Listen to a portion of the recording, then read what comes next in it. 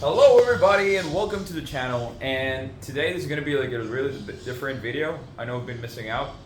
I'm going to be trying to be posting one video per week, so I'm going to be sharing a little bit of my thought process in public. I know it's not going to get a lot of views, but it's completely fine. This is something major, bigger than that. And right now, just to give you like a really quick glimpse, I've been through 5 startups in the past. All of them have failed. I was even starting a 6th one, and I decided to cancel it out. And now I'm trying to generate and understand more of the problems that are happening, trying to come up with a, let's say, 7th iteration and see how it goes. So I'm currently stuck right now trying to find like a problem to solve so I can start something new, something different. And I understand that there's a lot of talk going about you staying on your field of knowledge, right? And sometimes what I have learned is that for you to make to make a great startup, at least this is what I've seen, is that it is where the problem hasn't been solved yet. No, logo. You're gonna make that. You need to practice this, right? Like you need to keep practicing and keep talking to the videos, because you're gonna get better as time actually goes. And then your real personality will just go out, right? So we're gonna start this video. Welcome to everybody to the channel. I'm Jose. I've gone through 5 startups, different startups, and I wanna share with you a little bit of my process in searching for another problematic to solve. So I've been watching a lot of videos, especially from Y Combinator, which is the #1 startup accelerator in the world, about how to get startup ideas. And the reason I'm trying to get startup ideas is because I don't currently have anything. I haven't found any problem that I'm eager to solve or that I would like to pursue. As I said, I went through 5 different startups from different fields altogether. They all have failed, and I even began a 6th one. But that 6th one was, I decided that to just cut it off because of the team, and I think that could be like a valuable video for another one. And now early this morning, I was trying to brainstorm about interesting insights or problematics on what are those things that we can solve today that was not possible because technology was not available a couple of years ago. And I'm going to share with you the true problems that I'm trying to figure out. #1 problem was I was trying to find some people in Fiverr to work with, right? And the process of hiring someone isn't as straightforward as it seems. Like, you got the chat bubble, you start typing with somebody, you don't know if that person is available or not, and then it takes a while from them to get on board on your project, especially if it's a software project, because you gotta teach them, they gotta understand how the code works, and then you gotta give them access, which sometimes you don't want to. And like, there's this model thing, which I think there could be a huge opportunity for building a startup. We just need to drill it down even further. Because one of the things that I have learned is that what is really powerful about startups, or the success of the startups, yes, execution is really important. It's what's gonna make it like from successful to failure. But the foundation comes from an insight. The insight will give you a problem that you will be able to generate an idea on, and you will be able to work with, right? And the bigger the insight, it doesn't need to be like huge, but the more clear the insight, you're able to pivot around that business, even by creating the same product as everybody else. You're able to build something, but that tackles to that particular solution, and that will create a good enough differentiating factor that will allow you to reach to the very niche you want to go to initially, and then expand from there. And that was the first problem.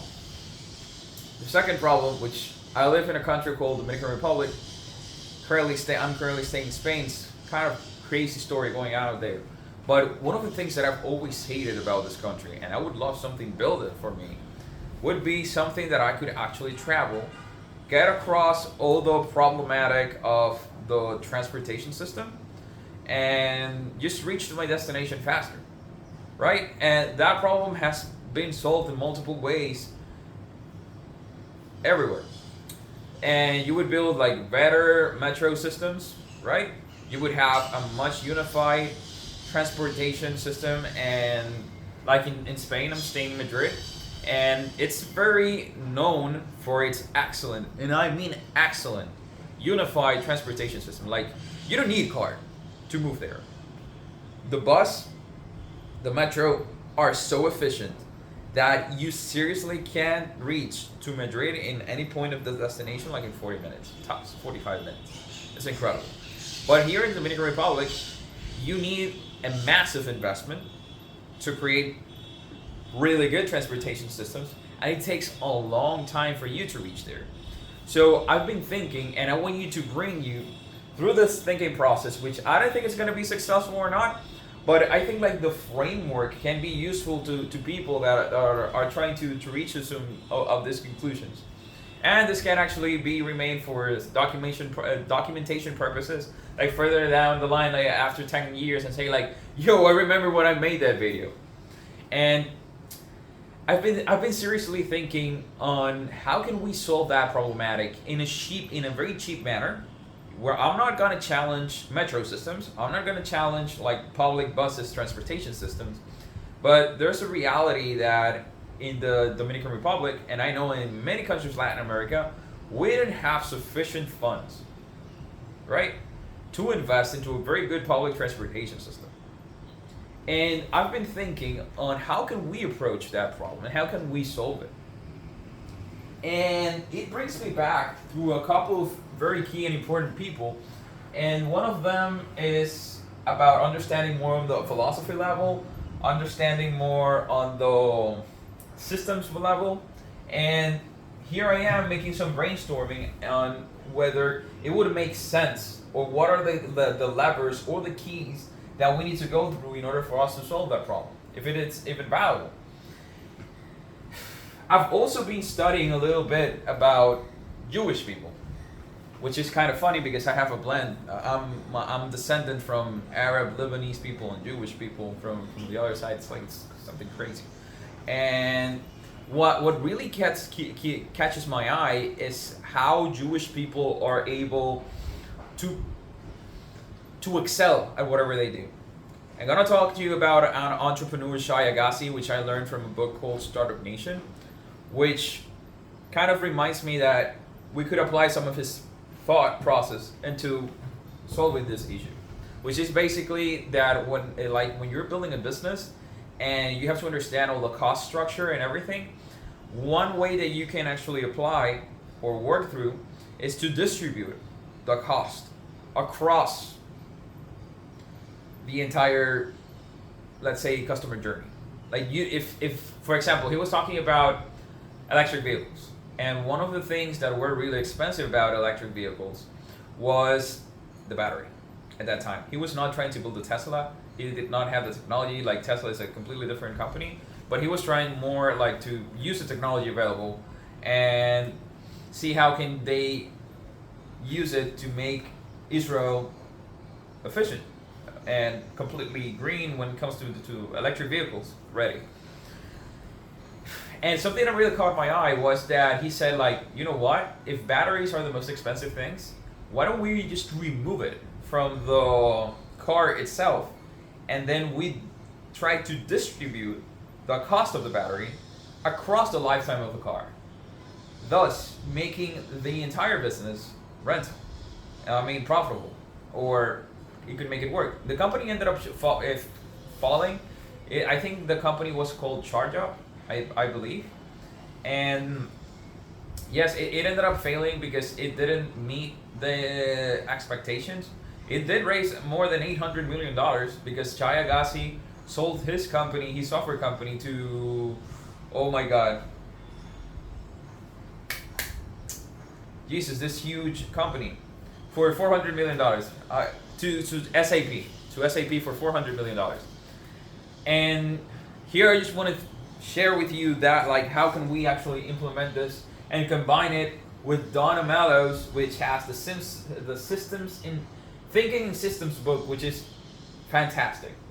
Okay, so now we got the transit problem, and the real problem The real problem, because this is something that we have to understand, is not to focus on the current problem itself, but like try to understand and see what is the outcome the user really wants. And the true outcome is that I don't care about the transit. What I really care about is like reaching to my destination. That's the actual outcome. And I'm currently trying to figure out how can I reach my final outcome. And the way that I do it right now is by using a transportation system, transportation method, which can be walking, which can be bicycle, which can be a car, which can be an airplane, which can be a jet, or it can be teleportation. Teleportation, I think, is something that is a little bit out of my range. And right now it hasn't been invented. We don't know if it's going to be invented. I'm always open to all madness and crazy possibilities. But let's talk what we have right now. And one of the most efficient and cost-effective transportation methods that is available and easy to do on land is the current transit system, right? You can take a car, you can take a bicycle, you can take whatever to reach there. But the problem with that, right, is that with cars, as there are so many cars in the highway or on the streets, it takes too long to reach there. So how can we reach there faster? And here we got the output, which is basically that I want to reach to my destination, and here are the multiple inputs that I can go through. We got the vehicles, and let's say my destination, which is, I'm gonna draw a little guy over here. We got the vehicles, we got also the other transportation systems, and we get constrained, and this is our output, right? Now we have to also understand, like, what makes those vehicles? And we also want to have speed. The faster that I can get there, the better the result. So I'm going to have vehicles. At the same time, the vehicles are resource constrained, right? And time constraint. No, they're resource constraint, which basically means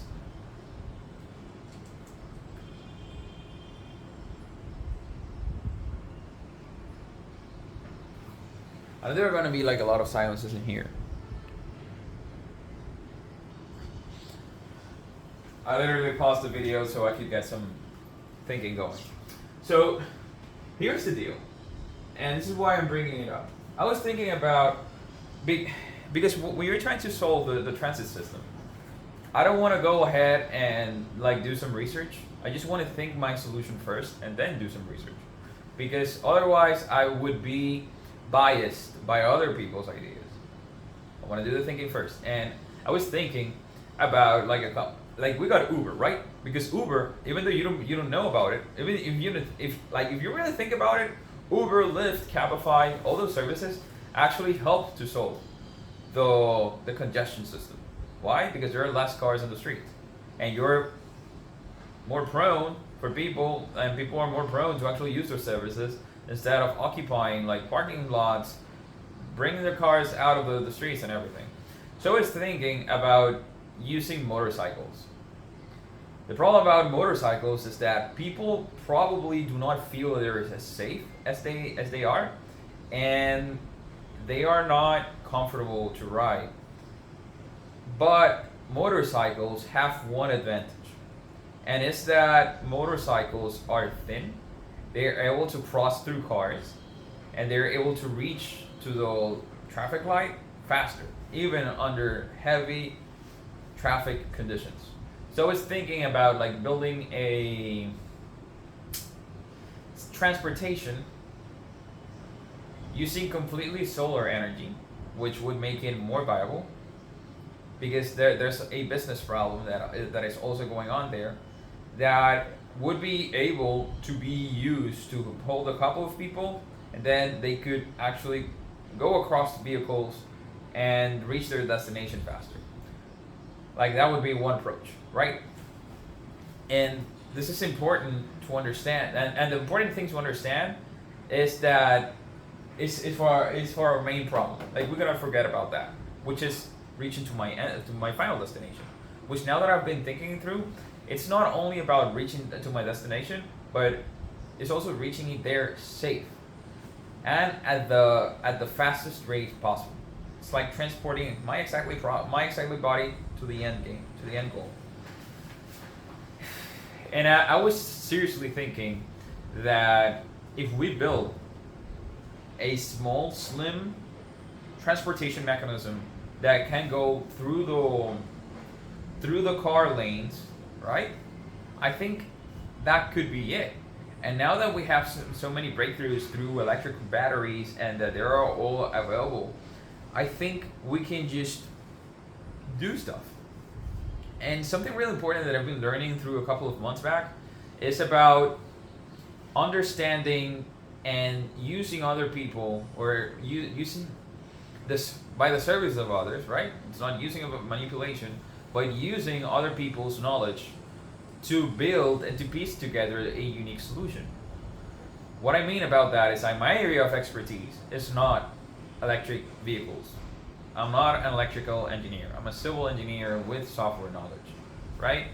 But I can use a framework to piece together and understand where are my blind spots, right? Where are those areas of knowledge that I don't know, that I could use somebody else with a lot of experience, bring them to the team, or bring his knowledge for a short period of time and assemble everything. And that brought me to the idea of creating this slim system or transportation system that could actually reach to the end of to go to a traffic light.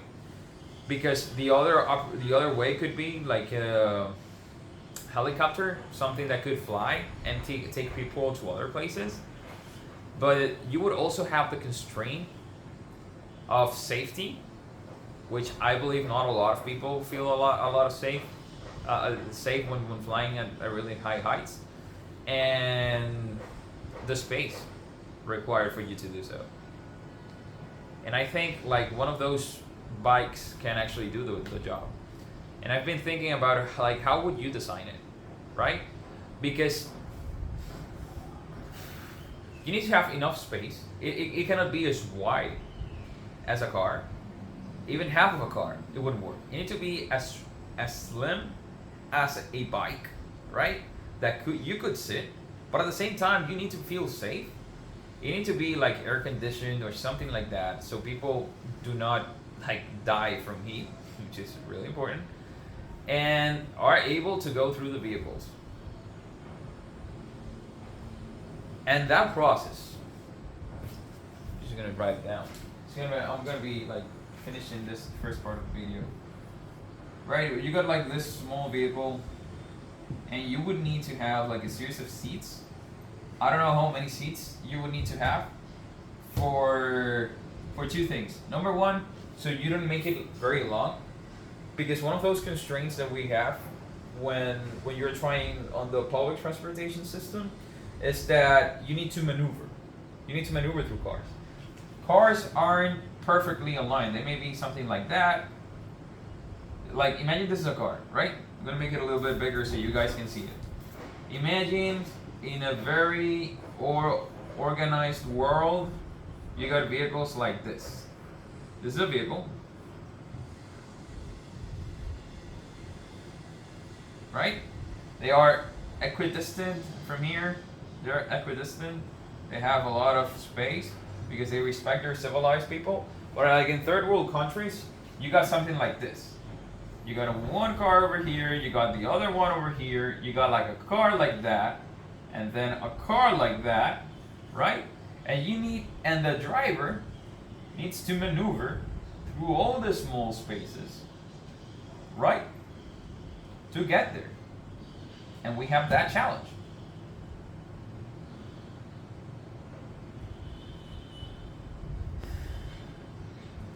We need to go through the streets. Or maybe we don't need to go through the streets. We can use, because that would be another solution, like to use like special lanes and create like a really small cart that would actually take you to the end of the road. That could actually work.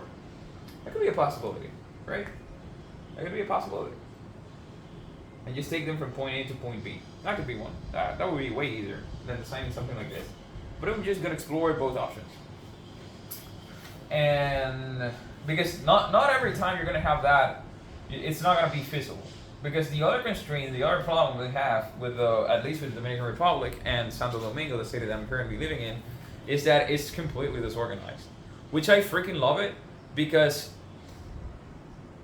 it would get harder than this, I think. And what I mean is that it was a very bad thought out layout of the city when it was grown. Like it wasn't thought for all the growth of the cars. There were some areas that they were, because we did have a series of leaders that they were very thought leaders, and that they actually saw the future. We got a metro system. That was like a big primer for us. But it's still out of the reach for a lot of places. But if we create like a cart, we would need something that is able to maneuver, not necessarily go through these really narrow places, because motorbikes don't go through really narrow places. They can't. But we would need to have something that could actually go through and maneuver. So if we make it really long to make it cost efficient, like for example 8 people, it wouldn't be possible, because they wouldn't have enough, I don't say if it's torque or enough area for them to turn. And we cannot make it like really long, because we would also fail to have like good stabilization, right? It needs to also be balanced. So there's a lot of engineering challenges in there, which I freaking love at the same time. And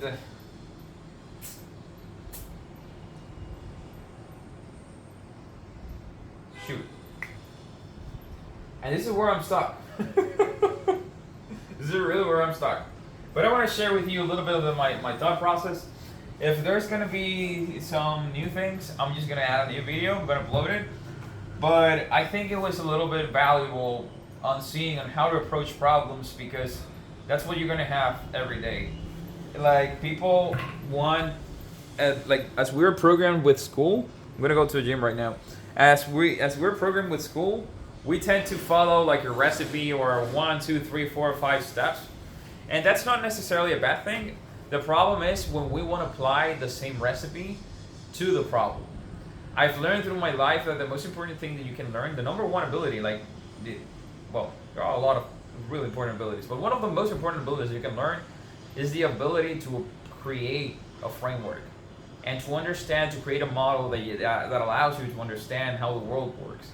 So you can find, as Stephen Wolfram says, like some sort of reducibility, right? That can actually get a small portion of the thing that you want to work with, that allows you to understand a problem, and it allows you to understand how it works, and then you can apply some sort of solution to adapt it to whatever the outcome you want to do. And the beautiful thing of this is that you can have multiple models, right, that are correct under a certain context, which is why it's so beautiful, because that allows you to make entrepreneurship an infinite game of possibilities, right? Which is freaking amazing and daunting at the same time, because you never know the right answer. So guys, sorry for the long video. I'm gonna be keep you up to date, and if I have some sort of another idea, I'll seriously create another video for it. So I'll see you guys in the next one.